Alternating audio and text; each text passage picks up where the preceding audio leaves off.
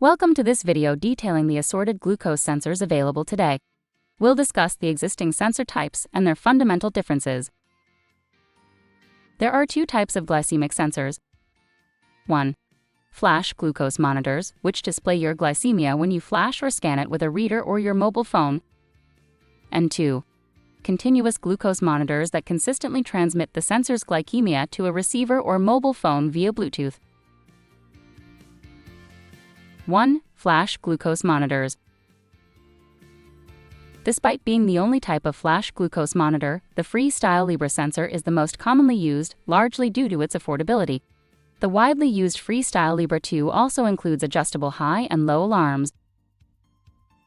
The Freestyle Libre 2 sensor users are encouraged to scan the sensor every 8 hours at minimum to prevent data loss. At least 10 scans per day are recommended, as this correlates with improved glycemic control. The sensor's glycemia is only visible upon scanning with a dedicated reader or the LibreLink app on your phone. Even if the alarm is triggered, a scan is required to view the glycemia. The Freestyle Libre sensor is unique that it measures glucose levels every minute, which is crucial for accurate alarm functionality. Whenever the patient scans, they receive real-time glucose values rather than values from 5 minutes ago. Additionally, the Freestyle Libre sensor offers the convenience of a 14-day wear period and combines the sensor and transmitter into one device, making it user-friendly. If you want to access reports, you can utilize LibreView, a web-based program that allows you to view and analyze your glucose data. 2. Continuous glucose monitors. There are multiple continuous glucose monitor options.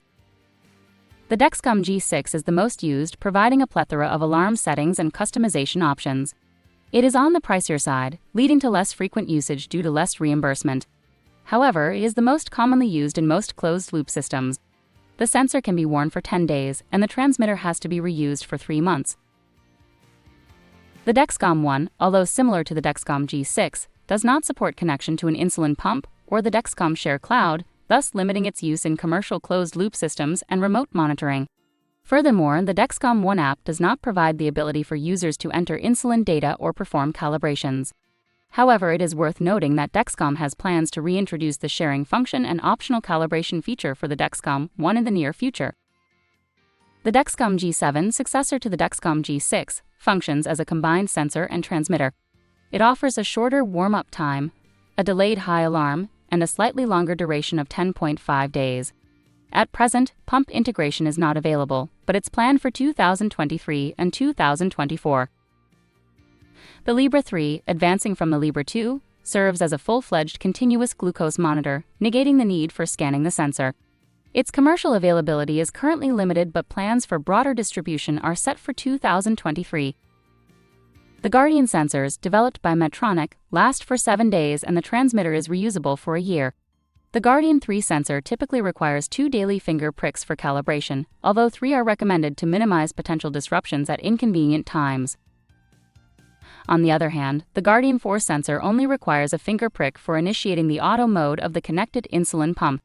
It's worth noting that placing the Guardian sensor may require a bit more effort compared to some other sensors.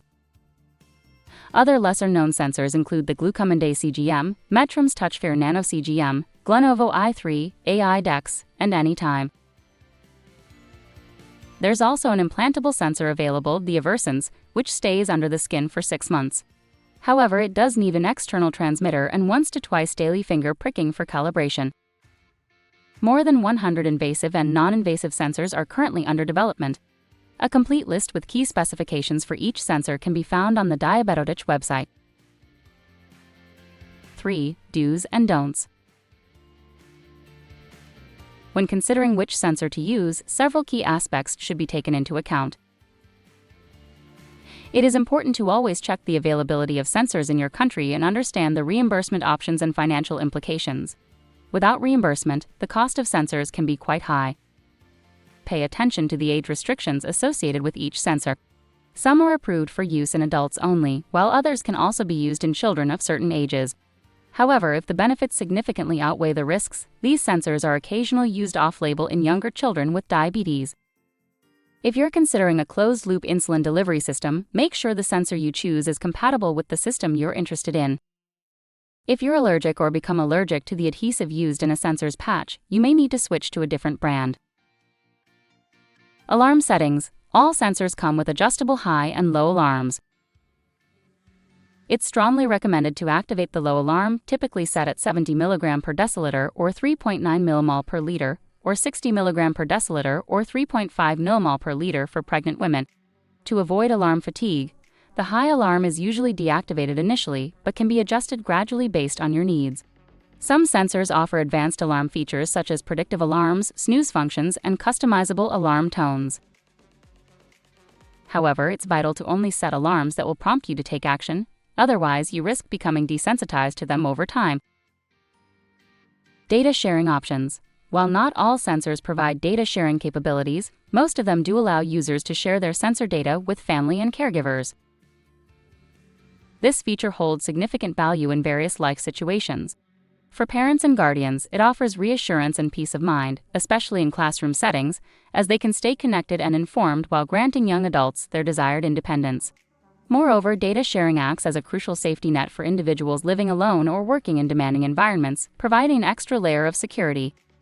Additionally, older adults benefit from the support of their loved ones through data sharing, ensuring their well-being and helping to mitigate potential health risks. Swimming and showering. Sensors are typically water-resistant, which means you can wear them while showering or swimming. However, wearing a sensor in a hot tub, jacuzzi, or while diving is generally not recommended. Medical imaging procedures. Always remove the sensor before undergoing any medical imaging procedures. However, in some circumstances, sensors can be left on during X-ray procedures if they're shielded with a lead apron. With CT scans, sensors can often remain in place, but you should always perform a control finger prick afterward to ensure the sensor is still working correctly. For MRI scans, sensors must be removed due to the potential for burns. Air travel. When flying, don't forget to bring a customs certificate as proof that you require this technology for your diabetes management.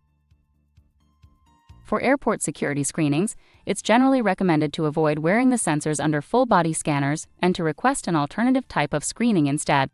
Security screening staff at major airports should be able to recognize most types of sensors because they have become very common, but do ask for a supervisor if you feel uncomfortable with anything the screener asks you to do with regard to your diabetes devices. Metal detectors at airports do not pose a problem for glucose sensors. Additionally, remember to carry the sensors in your carry-on luggage and pass them through the metal detector, not the baggage scanner. If you check in your sensors, there is a risk of them freezing in the luggage compartment, which can damage them. In your role as healthcare providers or individuals managing diabetes, navigating this landscape may present challenges. Your knowledge empowers you to make informed decisions, either for your patients or for your own health. Staying updated with resources like the Diabetotech blog helps you explore the evolving diabetes tech field. Your perseverance, continual learning, and ability to adapt are integral to succeeding in the ever-evolving journey of diabetes management.